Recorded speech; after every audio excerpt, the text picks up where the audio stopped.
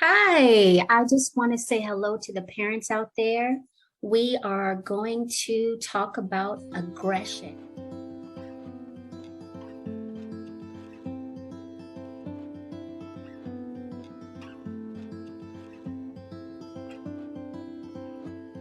Healthy aggression. There is unhealthy aggression and there is healthy aggression.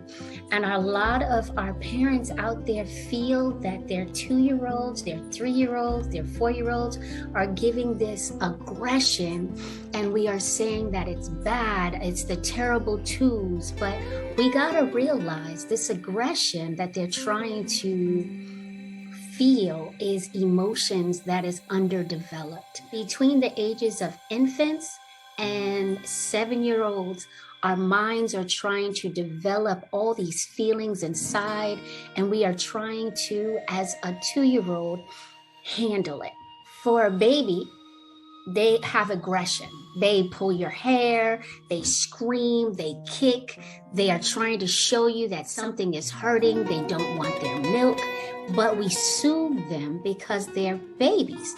We hold them, we love them, we talk nice to them, and we try to calm them. And this helps a lot. When we are 2 years old, we're still underdeveloped and we're having more and more aggression. We're having more and more healthy aggression. So when we're 2 to 7, we still don't know how to show this process. So we copy our parents. A lot of children see our parents yelling at each other.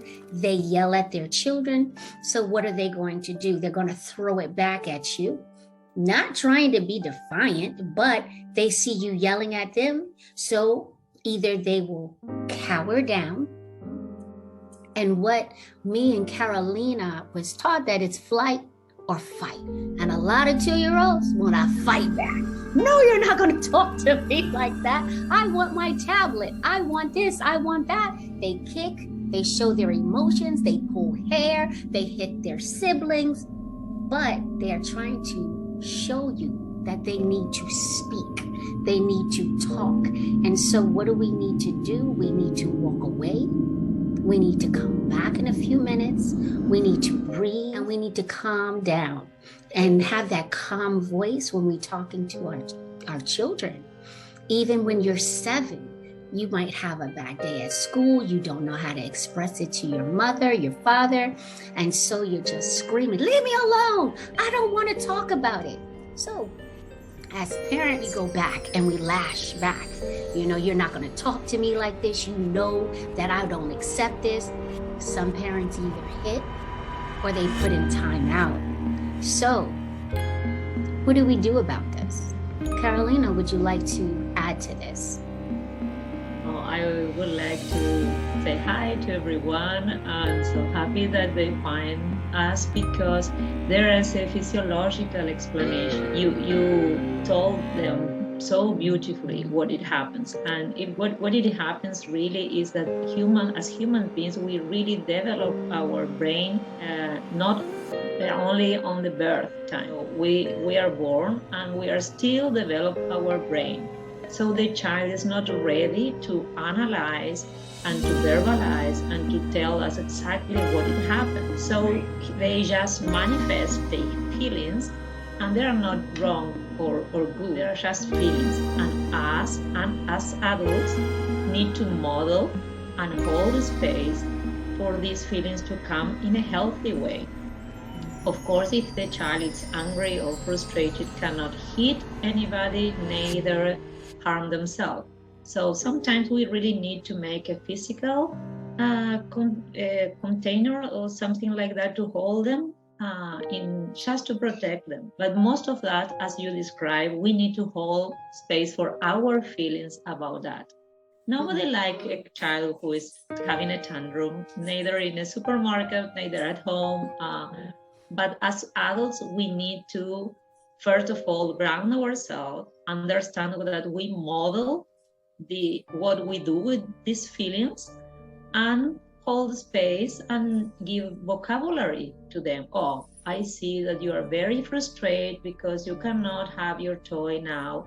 or I see you're very angry because you would like to play with your tablet and it's bath time. I see that, you validate that, but you still as an adult let them know with very gentle voice but very firm that this is the guidance, these are the rules, and this is what it needs to be done. The problem is, as you said, that we get involved in these emotions and it looks like there are two brain childs in a power struggle, who is going to yell more or who is going to have the last word. And this is why parents need so much support, so much information. It happens with all of us. You are not alone, but we need to get educated and we need to slow down our stress, to model that these feelings are going to come up at all ages, but we can manage these feelings in a very healthy way, as you described. Yes, that's very important, very important. And like Carolina was talking about, it is a power struggle, but as an adult, we do not need to act like the child. And there are boundaries, okay? So we need to put around boundaries and we need to let them know. Like we said, I know you will like your tablet. How are you feeling? Are you feeling mad? Are you feeling angry?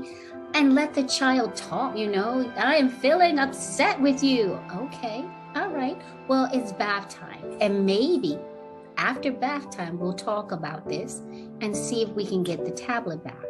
Put boundaries. If you act like this, if you hit your sister, you think your sister is very happy? Or do you think she's sad? And let them tell you and let them talk. You got to listen. But like Carolina said, in a very soft way, like you would talk to a baby, but you're giving them vocabulary to speak, and you now can listen. I have a parent that is, every time her son gives her this aggression, she always says, if you don't stop that, I'm gonna pop you. It's like, don't, how do you say, don't let the child express themselves. Don't threaten them. And then you're not going to do it. So now the child is used to you threatening and you don't do it. So stop with the threats and sit him down and talk. And you talk about something very important. The child is also going to react back or shout down. And we don't want our kids to have their feelings shut down, because this has serious consequence on the future and on their adult life. Then they are going to be submissive by a friend or a spouse or a boss. And we want our kids to express feelings in a healthy way and be sure about it and have a position about their opinions. So when you have these power struggles, you let the other person down, in this case a child, and you don't show them with grace and love that these boundaries are really necessary, because if not, you can go on the other contrary. To avoid a tantrum or to avoid a power struggle, you let them know and go away with whatever. And that's so unhealthy as well, because we are living in a society and this child is going to go to childcare and there's rules and there's discipline and there are things that are socially accepted and not.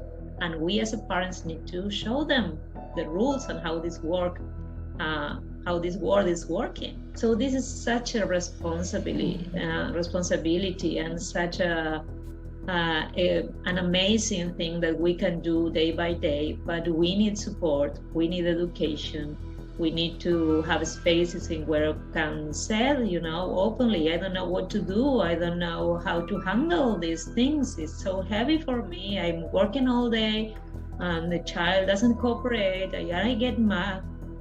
Because then we feel guilty about that. Nobody wants to shout or doing punishments to our kids, but we were not told how to handle all these wrongly labeled bad feelings. So when we are in presence of a person that we love so much and is having these big emotions, we really don't know how to handle. We didn't have the model at home or at school or at work or whatever to have a compassion, a space for these feelings to pass through. Like, emotions are energy and motion. We need to let them go. So we don't have that experience. We didn't have that model, and we don't know how to do it. It was great. I want to also add to what Carolina was saying is we look at a lot of books. We read a lot of books. We look at a lot of information. But when you read a lot of books or you go on a lot of places, they're not talking about your specific child. They are talking about children in general. So sometimes you get a lot of confusion. You don't know how to handle your child. And that's what me and Carolina are here for.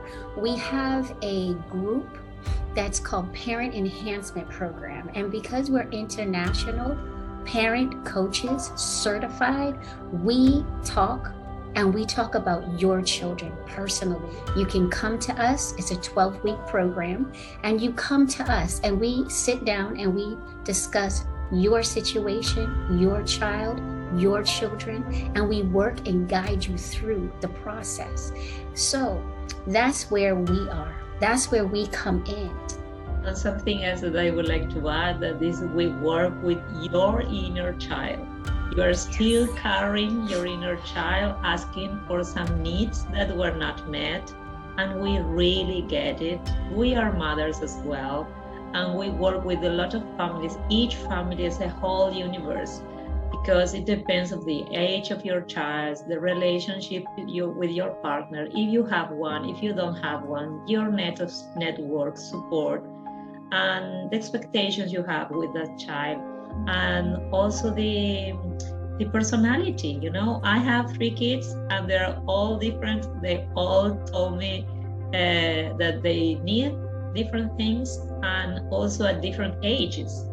Some parents treat the child who already is 12 years old like it was 7 or 6, and the strategies are not the same, and you cannot hold the same approach when they are 23 or 33. They are still your child.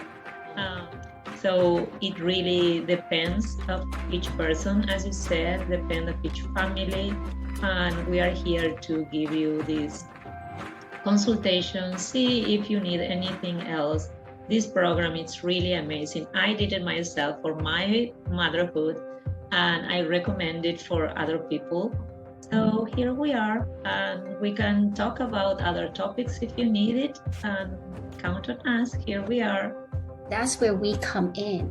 And if you want to know more about this, all you have to do is click like, or you can go to parentenhancementprogram.com and we can give you a free 30-minute consultation to see if you are or you fit our program. Hopefully, there is subscription at the bottom, and we will be here. Thank you, and we'll see you when we see you. Bye-bye. Bye.